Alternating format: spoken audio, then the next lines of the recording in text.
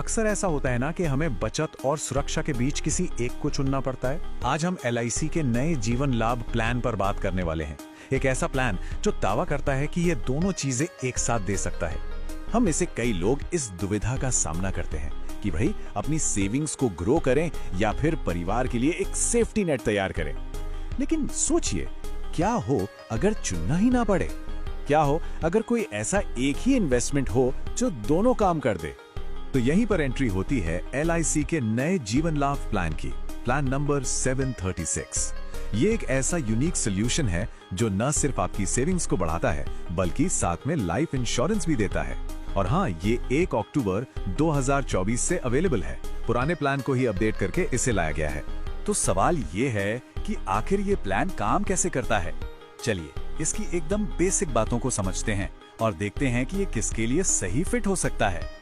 देखिए, इस प्लान की जो सबसे अट्रैक्टिव बात है ना, वो है इसका लिमिटेड प्रीमियम पेमेंट का ऑप्शन। अब इसका मतलब क्या है? सीधा सा मतलब है कि आपको पॉलिसी के पूरे टर्म के लिए प्रीमियम नहीं भरना। मतलब आप पैसे कुछ साल कम भरते हैं, लेकिन आपका जो लाइफ इंश्योरेंस कवर है वो पूरे समय तक चलता रहता है। इसमें 3 ऑप्शन मिलते हैं और हर एक में यही सुविधा है। जैसे अगर 16 साल की पॉलिसी ली तो प्रीमियम सिर्फ 10 साल भरना है। अगर 21 साल वाली पॉलिसी ली तो 15 साल और 25 साल की पॉलिसी के लिए सिर्फ 16 साल। वो पूरी तरह से समझने के लिए हम इन 6 हिस्सों में इसे देखेंगे। एक एक करके हर पहलू को अच्छे से समझेंगे। चलिए शुरू करते हैं पहले सेक्शन से। आखिर ये जीवन लाभ है क्या? इसकी बड़ी तस्वीर को समझते हैं। हमने एक शब्द इस्तेमाल किया, विथ प्रॉफिट। इसका मतलब बहुत सीधा है। पॉलिसी लेने वाले को LIC के मुनाफे में हिस्सेदारी मिलती है। ये हिस्सा बोनस के रूप में मिलता है। इसमें 2 तरह के बोनस होते हैं।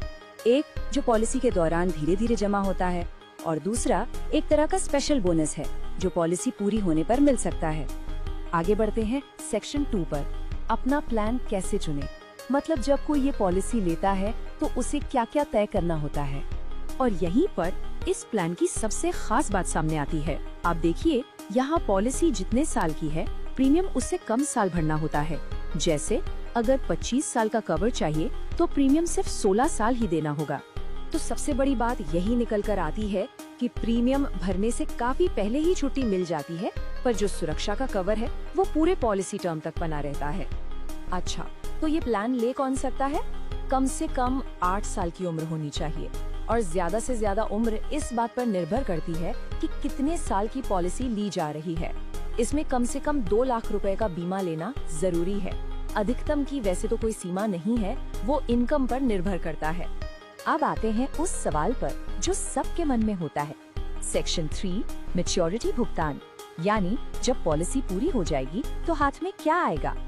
देखिए, अगर पॉलिसी धारक पूरे टर्म तक रहता है तो मैच्योरिटी पर 3 चीजें मिलती हैं। पहली, बेसिक सम एश्योर्ड, यानी वो रकम जिसका बीमा था। दूसरी, वो बोनस जो इतने सालों में जमा हुआ है।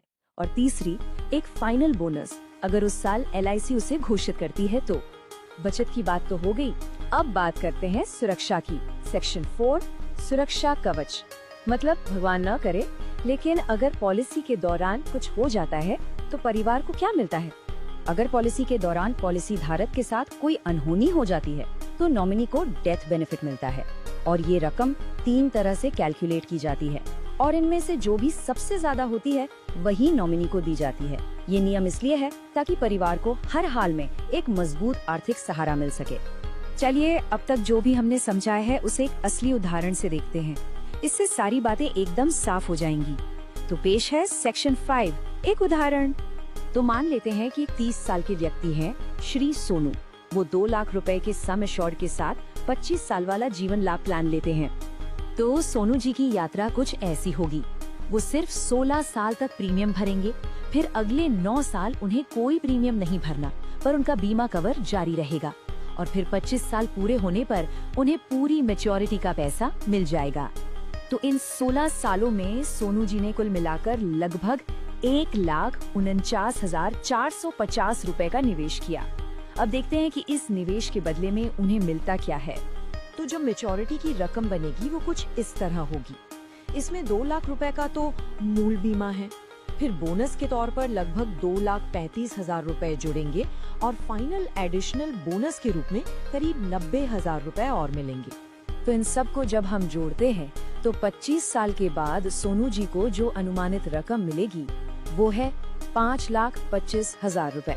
तो एक नजर में पूरी कहानी ये है, निवेश किया करीब 1.5 लाख रुपए और वापस मिला लगभग 5.25 लाख रुपए।